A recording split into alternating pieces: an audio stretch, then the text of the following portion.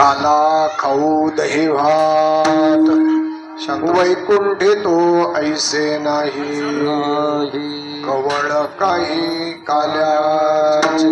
प्रस्तुत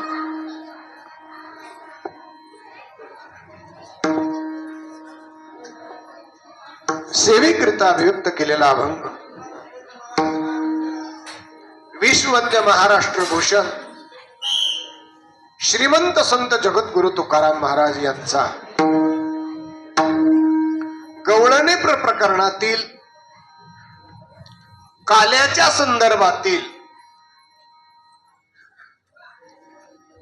अत्यंत गोड आणि प्रासादिक असा अभंग सेवेकरिता अभिव्यक्त केलेला आहे. भगवान ज्योतिबाच्या पवित्र मंगलमयी वातावरणामध्ये, पवित्र दरबारामध्ये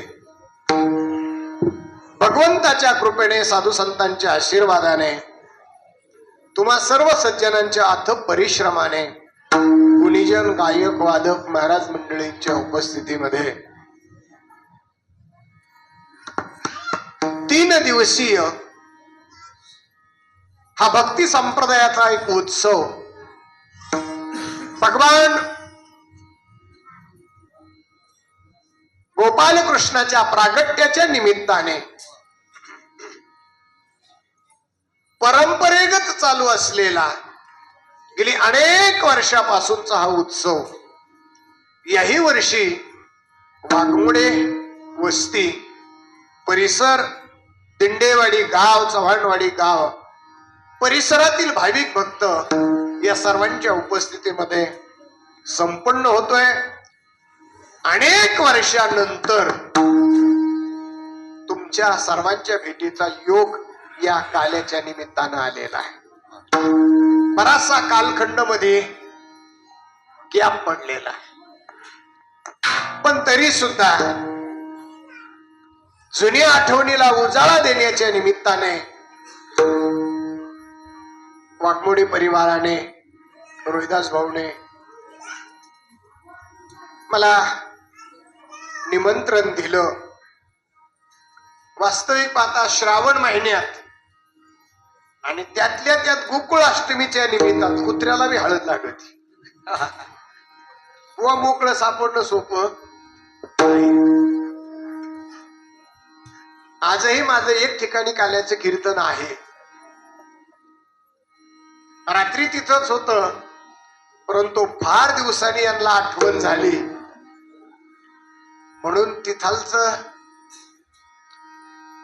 गडी बदली केला. तुमच्याकडे सावडेनी येतात ना, काही सावड फेडायला करावं लागतं नाविलाज आहे. कारण रात्री तिथं कीर्तन केल्यामुळे ते गाव सुटत नाही माझं. यांना नाही म्हणलं तर हे पुन्हा विचारायचे नाहीत, म्हणून म्हणलं इथं करू. आणि म्हणून सेवेचा योग या निमित्तानं श्री हरिभक्तीपरायण भागवत महाराज, नाना महाराज, अशोक महाराज आणि उभा राहिलेले सगळे महाराज मंडळी, टाळकरी मंडळी, टोप्या घातलेले, बिगर टोप्या घातले, सर्वांच्या उपस्थितीत सेवा संपन्न करणार आहे. ऐका जरा, फक्त लेकरं आपापली सांभाळा. काय कीर्तन काल्याचं आहे आणि काल्याचं कीर्तन म्हटल्यानंतर काला काला म्हणजे काय?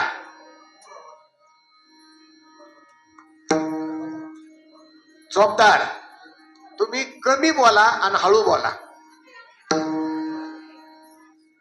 काला काला या शब्दाचा अर्थ एक 4-5 प्रकारे मी तुमच्या समोर टाकतो. पहिला काला म्हणजे ऐक्य.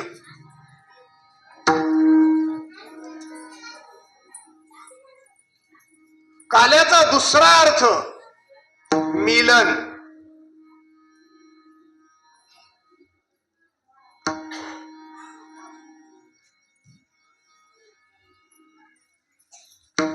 काल्याचा तिसरा अर्थ प्रसाद आणि काल्याचा चौथा अर्थ प्रसन्नता. काला, काला म्हणजे ऐक्य, काला म्हणजे मिलन, काला म्हणजे आता सांगितलं काला म्हणजे प्रसाद, काला म्हणजे प्रसन्नता. चार अर्थ आहे. ऐका, जीव शिवाचं ऐक्य म्हणजे काला, दही लाहीचं मिलन म्हणजे काला. लांब कशाला?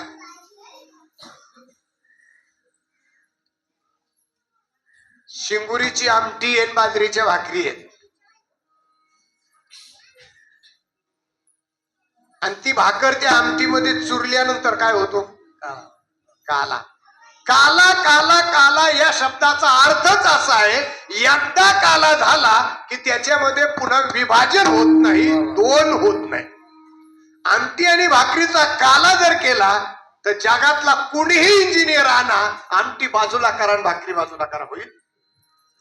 कधीच होऊ शकत नाही. जसा आमटी भाकरीचा काला झाला की दोन बाजूला होत नाहीत, तसं शिव आणि शिवाचं ऐक्य झालं की परमानंदापासून तुम्हाला कोणी बाजूलाच करू शकत नाही. विठ्ठल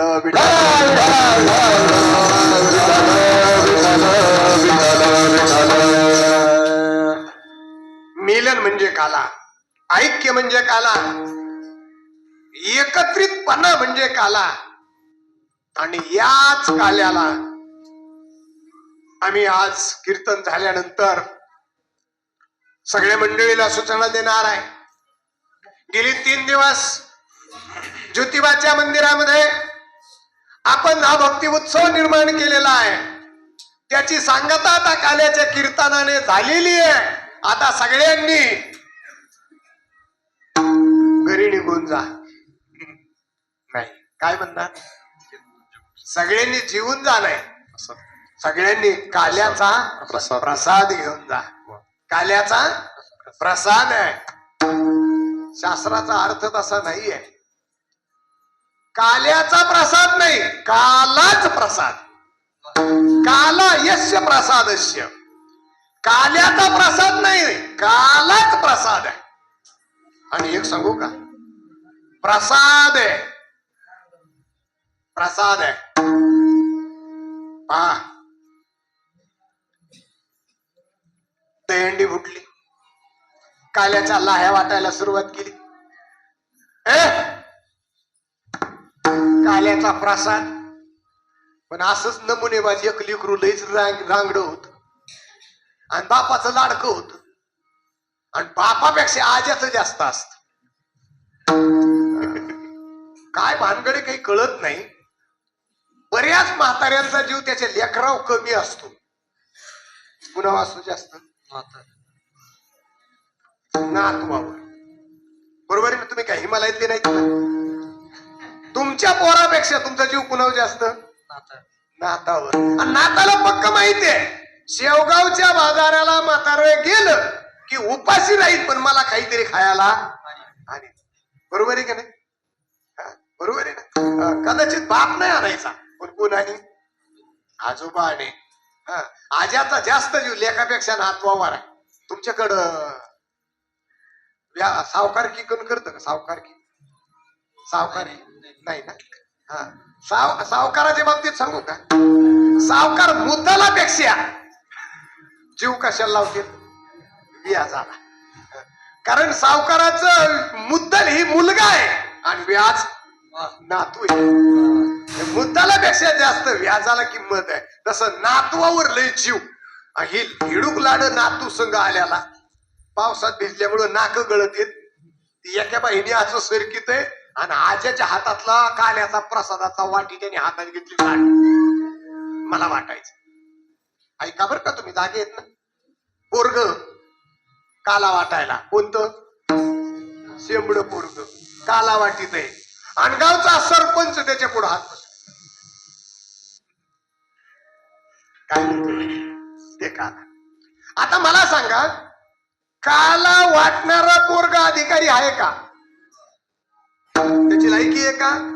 नाही. काला वाटणारा पोरगा अधिकारी नाही आणि घेणारा पण नाही. घेणाऱ्याला तर हात पसरायची सवय झालेली. बापाने 50 एकराची जमीन कमवून ठेवली. ऊसाच्या लागवडीची बागायतदार जमीन, 50 एकर काळी भोर जमीन आहे. संपूर्ण ऊस लागवलेला आहे. एका दंडानं पाणी भरत आहे आणि कामाला गडी ठेवलाय त्याची गुंठाभर जमीन नाही. तो भूमिहीन आहे. त्याला खायची पंचायत आहे. तो खोरं घेतो रोज कुणाला तरी बांधायला जातोय. तो याच्या इथं शेतीला पाणी द्यायला आलाय. दारं धरतोय. मालक काम सांगायला बांधावर आलाय आणि मालक आला म्हणून त्यानं खोरं असं ठेवलं आणि मालकाला सांगितलं बोला मालक. मालक म्हणला ह्या पटाने पाणी दे, त्या कटाने पाणी दे, त्या कटाने पाणी दे. ते ऐकता ऐकता त्याने खिशातून तांबाखूची पुडी काढली, चोळायला सुरुवात केली. मालक बांधावर उभा राहिला, म्हणतो दे की. मालक काय म्हणतो, लाज वाटली पाहिजे. 50 एकराच्या बागायतदारानं ज्याच्याकडे जमीन नाही त्याच्यापुढे हात पसरावा. कशासाठी पसरलाय? तंबाखूसाठी. लायकी नाही दादा, योग्यता नाही. पण ऐका, वर्ग शेंबडाय परंतु वाटतय काला. काय वाटतंय? काला. आणि मग वर्ग शेंबड जरी असलं तरी गावचा सरपंच हात पसरतोय का? त्याचं कारण आहे, त्याला काही लाह्या पंचमीला मिळाल्या नाही का? त्याच्या घरात काही दही तूप नाही का? मग दही घरात आहे, लाही घरात आहे, तरी सुद्धा गावचा एवढा मोठा प्रतिष्ठित माणूस एवढूशा पोराच्या पुढे हात का पसरतोय? त्याचं एक कारण आहे, तो प्रसाद आहे म्हणून. तो काय आहे? प्रसाद आहे. आणि तो प्रसाद काय करतो? ज्ञानोबा ज्ञानेश्वरीमध्ये वर्णन करतात, प्रसादेत सर्व दुःखाना हानिरशोपजायते. भगवान म्हणतात प्रसादाने सर्व दुःख नाहीस होतात. ज्ञानोबराने तिथला फोटो काढा, ज्ञानेश्वरीत टाकला. देखे अखंडित प्रसन्नता, आधी जेत चित्ता, तेत रिगणे नाही सर्वथा संसार दुःखा. तेत रिगणे नाही सर्वथा संसार दुःखा. संसारामध्ये कसलेच दुःख चहा प्यायला सुद्धा थांबत नाही त्या प्रसादाच्या जवळ. आणि म्हणून तो प्रसाद सेवन करायचा आहे. तो प्रसाद आम्हाला मिळाला पाहिजे. आणि तो प्रसाद म्हणजे प्रसन्नता आहे. आता ती प्रसन्नता, तो प्रसाद कुणाचा आहे? तो प्रसाद कुणाचा आहे? प्रसाद देण्याचा अधिकार कोण आहे? प्रसाद देतो माझा भगवान परमात्मा प्रसाद देतो. देवाचा प्रसाद आहे, संतांचा प्रसाद आहे. प्रसाद हा ज्येष्ठाचा असतो, श्रेष्ठाचा असतो, देवतेचा असतो, संतांचा प्रसाद असतो. आणि प्रसाद देणारा माझा परमात्मा आहे. तो प्रसाद म्हणजे नेमकं काय? माझ्या परमात्म्याने तो काला दिला. आणि तो काला म्हणजे काला काला म्हणजे काय? तुकोबराने त्याचं वर्णन केले. हरी नामाचा खिचडी काला, हरी नामाचा खिचडी काला, प्रेमे मोहिला साधन आहे. हरिनामाचा खिचडी काला, हरिनामाचा खिचडी काला आहे. प्रेमी मोहिला साधने. कोणत्या साधनाने? कोणत्या साधनाने? हा काल्याचा आनंद, हा काल्याचा प्रसाद, हा काल्याचा मेवा कोणत्या साधनानं सेवन करायचा? सेवू ब्रह्मरस आवडीने, सेवू ब्रह्मरस आवडीने, सेवू ब्रह्मरस आवडीने. कोणत्या साधनानं सेवू ब्रह्मरस आवडीने? लावणी मृदुंग श्रुती टाळ घोष, लावणी मृदुंग श्रुती टाळ घोष, लावणी मृदुंग श्रुती टाळ घोष,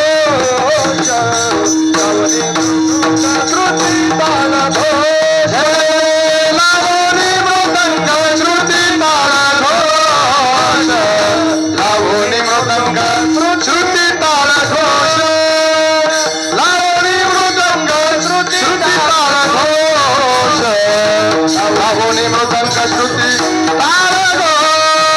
जगू ब्रह्मरस आवडीने, जगू ब्रह्मरस आवडीने, जगू ब्रह्मरस आवडीने. मोडलिया माझा सूक्ष्म सुख, सूक्ष्म सुतार धोरणीया वाटा सूक्ष्म सुतार धोरणीया वाटा सूक्ष्म सुतार सर्व ब्रह्मांड आवरीले ब्रह्मांड आवरीले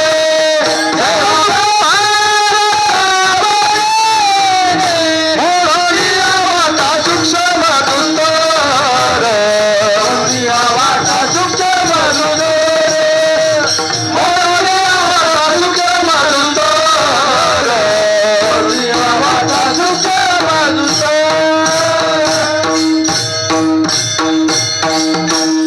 जरा संगतीकडे ध्यान द्या.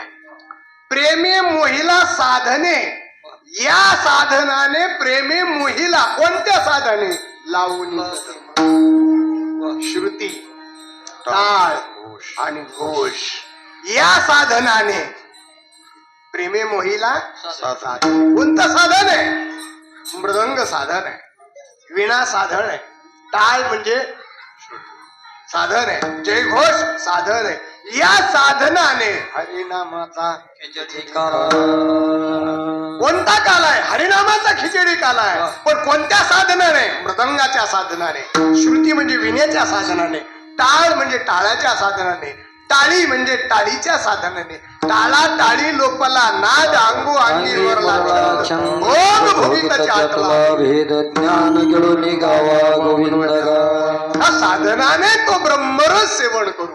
पण तो ब्रह्मरस सेवन करण्याकरता पशुपश्वादिकाचे देहामध्ये असून चालत नाही. त्याच्याकरता याच देही घडे देवाचे भजन हे ज्ञान नाही कोठे. पशुपश्वादिकाच्या देहामध्ये भजन करता येत नाही. पंढरपूरच्या वारीला दिंडीला जाता येत नाही. त्याच्याकरता मनुष्याचा जन्म असावा लागतो. मनुष्य जन्म किती किमतीचा आहे ऐका. माणसाला सहज मिळालेला असल्यामुळं त्याचं महत्व कळत नाही. अति परिचयात अवज्ञा भवती. सहज मिळाला, बिना पायासायास मिळाला, बिगर कष्टाचा मिळाला, बिगर मोबदल्याचा मिळाला, त्याचं महत्व कळत नाही. मनुष्य देहाची किंमत कळते कधी? मनुष्य देहातून पशुपश्वादिकाच्या देहात गेल्यावर. आपल्याला परम भाग्य आहे की मनुष्याचा देह मिळालाय. आणि मिळालाय तर मिळालाय महाराष्ट्रात मिळालाय, मिळालाय ते मिळालाय भारतात मिळालाय. भरत खंडे नरदेह प्राप्ती ही तो परम भाग्याची संपत्ती. लक्षात घ्या. अरे जीवनामध्ये हा मनुष्याचा देह मिळाला आपल्याला.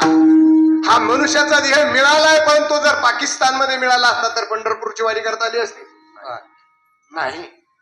महाराष्ट्रात मिळालाय आणि महाराष्ट्रामध्ये मिळालाय म्हणून जे महाराष्ट्रात आहे त्याचा आनंद घ्या. तुम्हाला महाराष्ट्राची किंमत महाराष्ट्रात आहे तोपर्यंत कळणार नाही. पण महाराष्ट्राच्या बाहेर गेले की तुम्हाला ती किंमत कळल्याशिवाय राहणार नाही. जा तीर्थयात्रेच्या निमित्तानं तुम्ही बाहेर जा दुसऱ्या राज्यात. तुमच्या टोप्यान पटके पाहिले की देवाचा पडदा बंद. देवाचा पडदा बंद. भगवान सो रहे है. मग आपली टोपीवाली तिथं डोकं लावी. हम महाराष्ट्र से आए, कुछ करो, दर्शन होना चाहिए. त्यांनी सांगितलं 100 रुपये नोट काढू. आपल्या लोकांनी 100च्या नोटा काढल्या की पडदा हटाव, घ्या दर्शन. उठला देव. तुझ्या बापाचा सालकरी होय 100 रुपये तू उठायला. 100 रुपये दाखवलं की देव उठतो आणि 100 रुपये नाही दिले तर देव. आता हे पुजारी खरंच देव झोपल्या झोपीन का जागत आहे? हे राहीन का तिथं? देव जागा आहे म्हणून हे जागा आहे. मग महाराष्ट्रातले लोक बाहेर गेले, उत्तर प्रदेश मध्ये गेले, गुजरात मध्ये गेले, द्वारकेला गेले. भगवान सो रहे, भगवान खाना खा रहे, भगवान भोग लगा रहे, दर्शन नाही. आणि मग वैतागले आणि म्हणले अरे आम्ही आमच्या महाराष्ट्रातलेच बरे ना. ज्ञानोबरायच्या पालखी सोहळ्यामध्ये निघायचंय, आमटी भाकरी भात निर्मलच्या ताटात खात जायचं आणि त्याच्या पायावर डोकं ठेवून दर्शन घ्यायचं. काय आनंद आहे. याला पडताल नाही, त्याला 100ची नोट नाही. याचे पायी घाला याचे पाय घाला, याचे पाय घाला.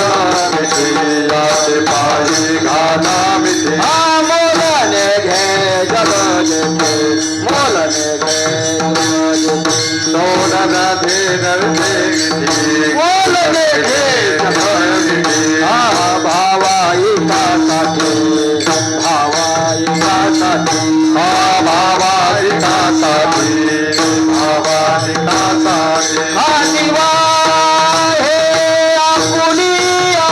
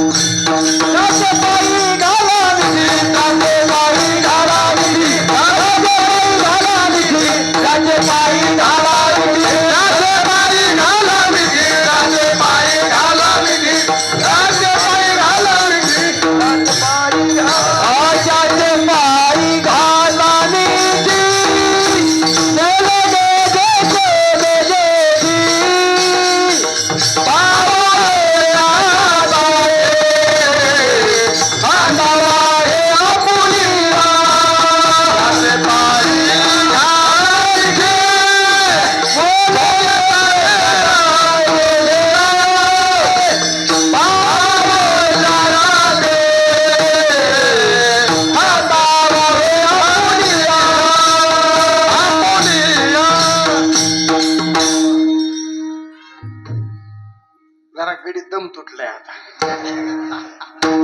नाही तर खरं सांगू का, टाळकऱ्याच्या टाळाचा नाद आणि तुमच्या बसलेल्या टाळींचा नाद. हा, तुम्हाला एक सांगू का, चिपळ्या कुणी पाहिल्या का? चिपळ्या चिपळ्या चिपळ्या त्या हातात चिपळ्या असतात, त्या चिपळ्याला वर आणि खाली पाकळ्या असतात, एक नाद निर्माण व्हायला. आणि त्या चिपळ्या एकमेकावर आदळल्या की जो ध्वनी तयार होतो, तसं यांचा टाळ आणि तुमची टाळी याच्यात खरा नाद लपलेला. टाळा टाळी लोकला नाद. आणि हे नाद जो आहे ना टाळाचा, हा जो खेळण्याचा आनंद आहे ना, तो आनंद महाराष्ट्र सोडून बाहेर नाही. महाराष्ट्र सोडून बाहेर नाही. सांगू का, दादे काय घेऊन बसले महाराष्ट्राचं? काय तुम्ही महाराष्ट्राचं घेऊन घेतलं? महाराष्ट्राच्या बाहेर इतर राज्यामध्ये जा, असा टाळ नाही, असा मृदंग नाही, आणि अशी श्रुती म्हणजे विना नाही. असा भारत देश सोडून परदेशात जा, असा नाद नाही. अरे काय घेऊन बसले देशाचं आणि परदेशाचं? तुम्ही मृत्यू लोक सोडून स्वर्गात जा, तिथं सुद्धा नाही. हा सुख सोहळा स्वर्गी आहे, हा सुख सोहळा स्वर्गी नाही, सोहळा स्वर्गी नाही. हाय मनाचे दाते सुखांचा भरता विठ्ठला म्हणावे उभेला, विठ्ठला विठ्ठला म्हणावे लोभेला. सुख सोहळा स्वर्गी नाही, हा सुख सोहळा स्वर्गी नाही, हा सुख सोहळा स्वर्गी नाही. विठ्ठल विठ्ठल म्हणावे उभेला, विठ्ठल विठ्ठल म्हणावे उभेला, विठ्ठल विठ्ठल म्हणावे उभेला, विठ्ठल विठ्ठल म्हणावे उभेला. हा सुख सोहळा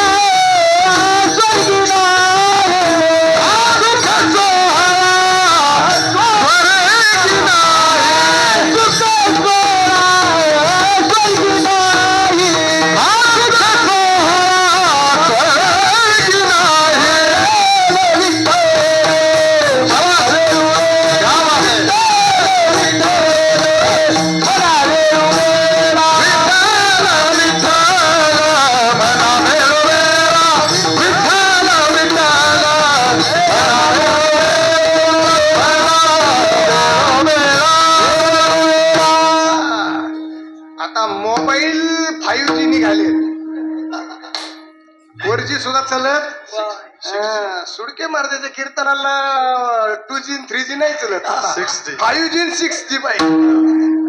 तुम्ही जरा ध्यान द्या. लावणी मृदंग श्रुती टाळ घोष शिव ब्रह्मरस आवडीने हरिनामाचा खिचडी काला तो काला जो प्रेमानं आवडीनं आम्ही सेवन करतोय टाळ मृदंग लावून तो आनंद महाराष्ट्राच्या बाहेर नाही. तो आनंद भारताच्या बाहेर दुसऱ्या देशात नाही. अरे देशात काय स्वर्गात सुद्धा नाही. हा सुख सोहळा स्वर्गी नाही. ऐका, आज दिंडेवाडीमध्ये जो आनंदाचा उत्सव तुम्ही आम्ही साजरा करतोय ना तो दिंडेवाडीतला उत्सव आव्हाण्यात नाही. जो दिंडेवाडीत उत्सव करतोय तो नगर जिल्ह्याच्या बाहेर नाही. तो उत्सव करतोय तो महाराष्ट्राच्या बाहेर नाही, भारताच्या बाहेरच्या देशामध्ये नाही दादा. तो स्वर्गात नाही. काय घेऊन बसले स्वर्ग स्वर्ग स्वर्ग. मी त्याच्याही पुढे जाऊन सांगतो, हा जो आनंद उपभोगतोय हरिनामाच्या खिचडी काल्याचा, तो काल्याचा आनंद, तो प्रसाद, ती प्रसन्नता स्वर्गात तर नाहीच नाही. स्वर्गाच्या पलीकडे जा, सत्य लोकात सुद्धा नाही. स्वर्गाच्या पलीकडे कोण आहे? सत्य लोक आहे. सत्य लोकात नाही. आणि जर असत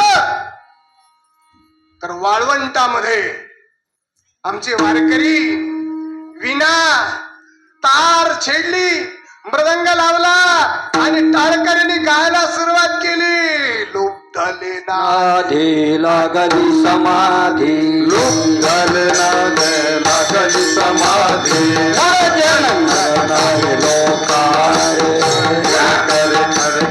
लोकारे पंडित ज्ञानी योगी महानुभाव, पंडित ज्ञानी योगी महानुभाव. एक सिद्ध साधकारे साधनारे, एक सिद्ध साधकारे चित्त साधनारे. ऐक खेळ्या तुला सांगतो खेळ, ऐक सांग खेळ खेळ सांगतो तुला खेळ खेळ. ऐक सांगना खेळ खेळ्या सुखला ऐक खेळ्या खेळ सांगतो ऐसे जाणून खेळ. ऐक खेळिया तुझं सांगतो आईसे जाणून खेळ खेळले. आणि मग हे खेळायला सुरुवात झाली. आणि खेळताना टाळ वाजवतेत, नाचतेत, बागडतेत. सत्य लोकातून ब्रह्मदेव खाली आला. तो त्याच्या गाडीत आला. ब्रह्मदेव आला पण त्याच्या गाडीत आला. पण काही गाड्यांच्या काचा इतक्या भारी असतात, बाहेरच्या माणसाने डोळे फाडू फाडू पाहिलं तरी आतलं काही दिसत नाही. आपल्याला मात्र बाहेरचं सगळं दिसतो. तसं आपल्याला ब्रह्मदेव दिसत नाही, पण ब्रह्मदेवाला आपण मात्र दिसतोय. आणि हे आनंदानं टनाटन फुटबॉल सारखे टाळकरी उड्या मारताना आनंद घेताना पाहिले. आणि मग त्याने तोंडात बोट घातला. धन्य धन्य म्हणतो लोक म्हणते हा भाग्याचा,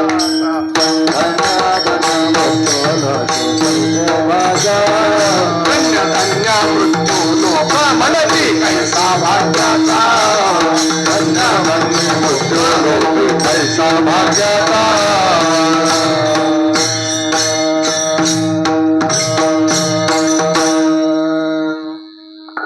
असं करती ब्रह्मादिक देखुनी वाळवंटीचे सुख. धन्य धन्य मृत्यू लोक म्हणते भाग्याचा कैसा. अरे मृत्यू लोक कसा भाग्याचा आहे. काय भाग्यवान आहेत मृत्यू लोकातले लोक. टाळ घेऊन नाचतायत, भजन करतायत, आनंद व्यक्त करतायत, किती सुख समाधान घेतायत. अरे हा सोहळा स्वर्गात नाही. जो दिंडेवाडीत आपण साजरा करतोय तो शेवगावात नाही, तो नगरमध्ये नाही, तो महाराष्ट्राच्या बाहेर नाही, तो भारताच्या बाहेर परदेशात नाही, तो स्वर्गात देखील नाही, तो सत्य लोकात देखील नाही. नवे नवे सत्य लोकाच्या पलीकडे वैकुंठात सुद्धा नाही. वैकुंठी तो ऐसे नाही,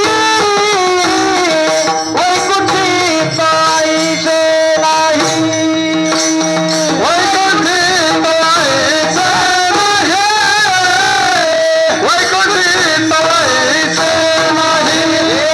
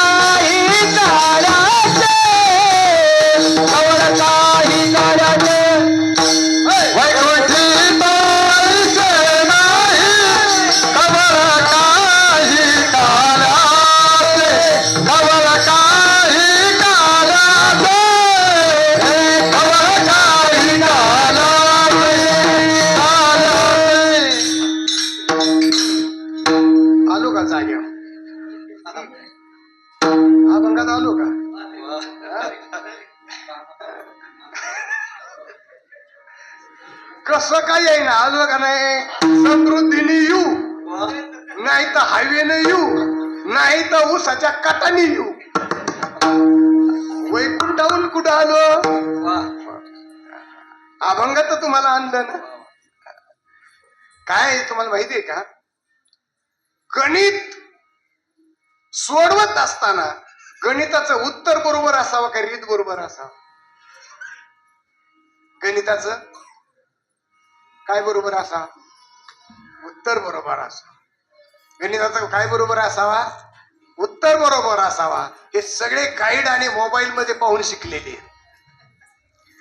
गणिताचं उत्तर चुकलं तरी चालेल पण रीत बरोबर पाहिजे काय पाहिजे रीत बरोबर पाहिजे उत्तर चुकलं तरी चालेल निदान कमीत कमी तुम्ही सोडवण्याचा प्रयत्न केलाय आणि जर तुमचं उत्तर बरोबर रीत चुकली नक्की कुणाच तरी पाहून लिहिलंय म्हणजे अभंगामध्ये शिरताना रीत महत्वाची आहे वारकरी संप्रदायानं घालवलेली परंपरेची रीत महत्वाची आहे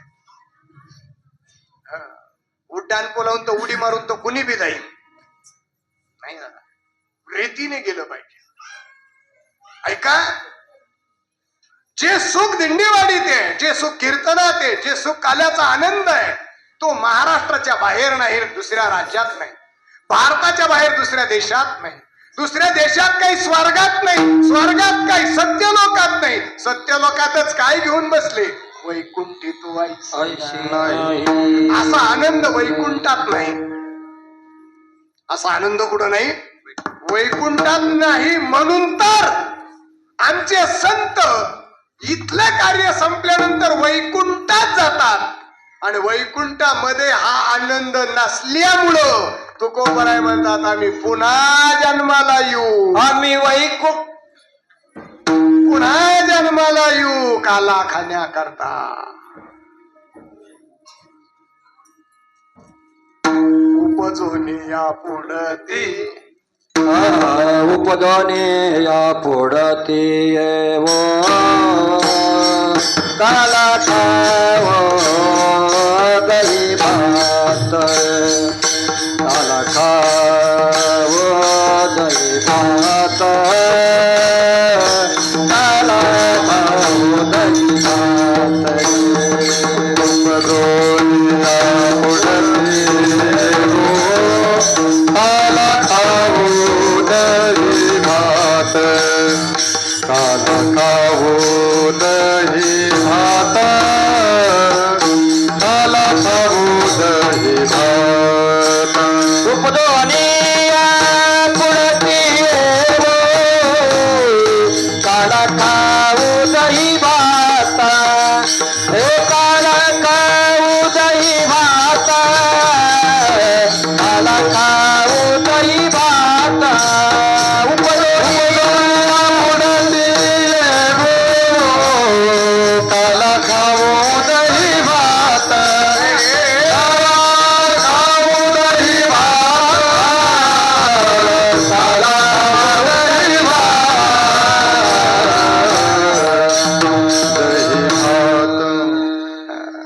वैकुंठी तू ऐसे नाही म्हणूनच परत जन्माला येऊ आम्ही कुठे आहेत आम्ही वैकुंठवासी आलो याची कारणाशी पुढचं नाही घेतलं आम्ही कुठे आहेत वैकुंठातले पण वैकुंठात हे नाही ना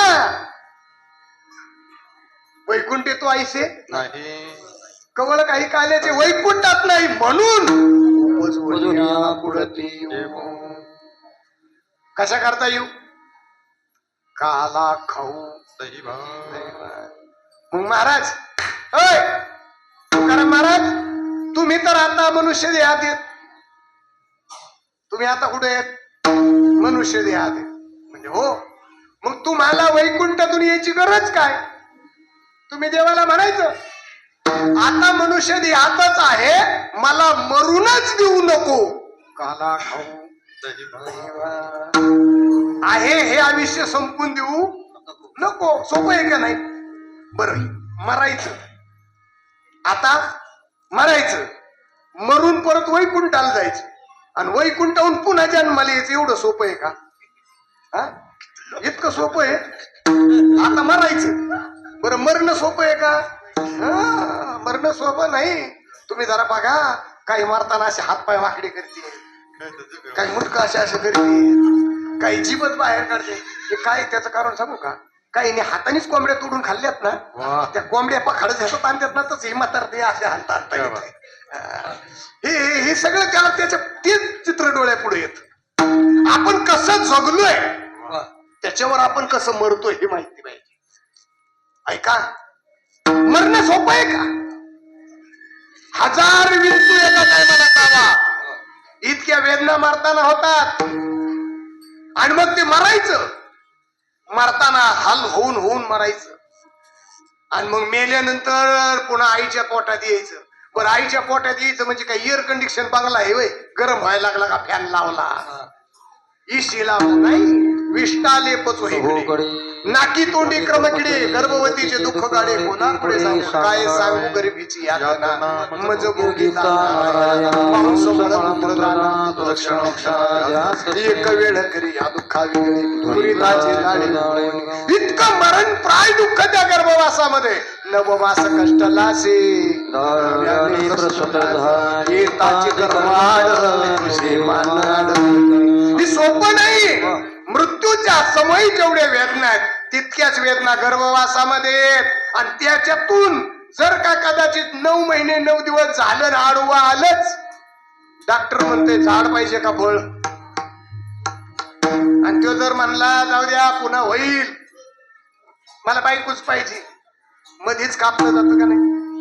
कापूनच काढावं लागतं आडवा आलं म्हणून. मग सांग, जन्म सोपा आहे का? तुकोबराय म्हणतात तरी पण घेईनच, घेईन मी जन्म यासाठी मी जन्मालाच येईन.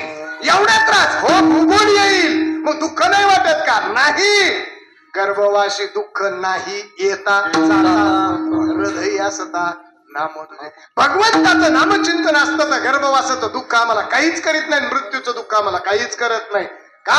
त्याच्या करता मला यायचे उपजोया उपजेते नासे म्हणजे महाराज एवढा आटापिटा करूस तर असं म्हणा ना तुम्ही, मला मरणच नको, काला खाऊ. ते म्हणजे तसं नाही दादा, या मृत्यू लोकातला नियम आहे, उपजेते नासे नाशी देते पुनरपी दिसे. या जगामध्ये कोणीही राहत नाही, कोणी नाही. ज्याचा मामा भगवान श्रीकृष्ण आहे आणि ज्याचा बाप धनुर्धारी अर्जुन आहे, त्या अभिमन्यूला सुद्धा मरावं लागलंय. त्याचा मामा कोण होता? श्रीकृष्ण होता का नाही? सुभद्रेचा भाऊ होता का नाही? श्रीकृष्ण मामा आहे आणि बाप धनुर्धारी अर्जुन आहे, धनंजय आहे. त्याचं पोरग सुद्धा मेलं तर जवळ कोणी नव्हतं.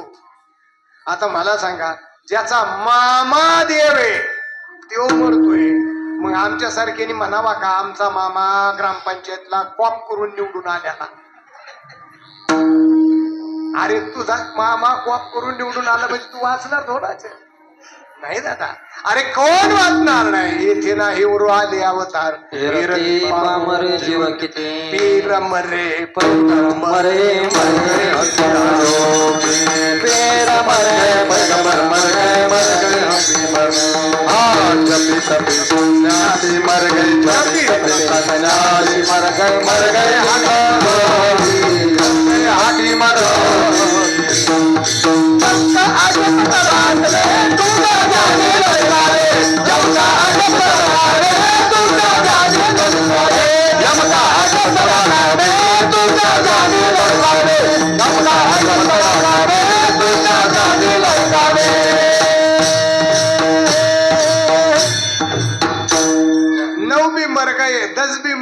मर गए 88 33 कोटी देवता मर गए पड गए काल की फाशी. सगळे मरणार, सगळ्याला मरावं लागतंय. तुम्हाला एक सांगू का, एका भाद्रानं देवाला नवस केला, मला मरण नको, मला मरण नको, आत नको बाहेर नको, वर नको खाली नको, दिवसा नको रात्री नको, पशुकडून नको माणसाकडून नको,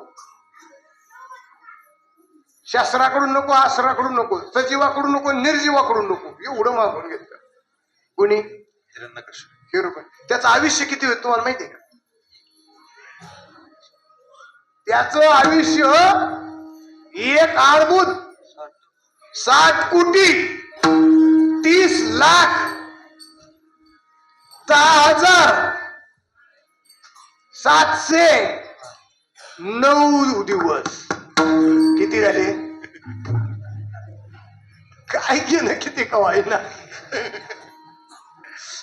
नामदेव महाराजांनी त्याचं वर्णन केलं 1 अब्ज 60 कोटी 30 लाख 10,700 महिने 9 दिवस एवढं आयुष्य होतं.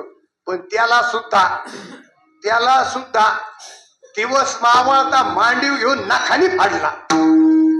मरावं तर लागणार, मरावं तर सगळ्यांना लागणार. हा मृत्यू लोक आहे, याचं नावच मृत्यू लोक आहे. इथं मारावं लागेल, पण मेल्यानंतर सुद्धा मी पुन्हा जन्माला येईन. कशा करता? काला खा